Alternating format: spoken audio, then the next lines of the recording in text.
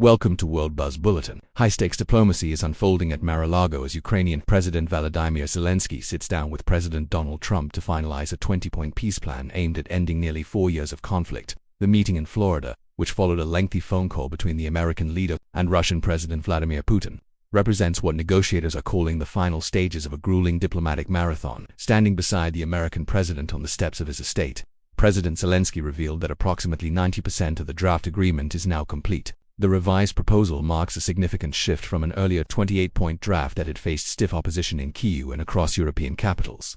Key components of the current plan include ironclad security guarantees for Ukraine, a definitive timeline for Ukrainian entry into the European Union, and the establishment of a massive $800 billion global development fund for reconstruction. Despite the optimistic tone, several thornier issues remain unresolved.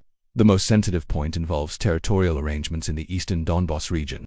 While Moscow has demanded that Ukraine withdraw from the entire Donetsk area, the new plan proposes the creation of an international free economic zone and a demilitarized buffer zone monitored by neutral forces. Additionally, the size of Ukraine's future peacetime army remains a point of contention, with the current draft proposing a force of 800,000 personnel, a figure the Kremlin has previously indicated it cannot accept. President Trump has maintained that while the makings of a deal are on the table, the final outcome will require approval from all parties and could still face hurdles in the coming weeks.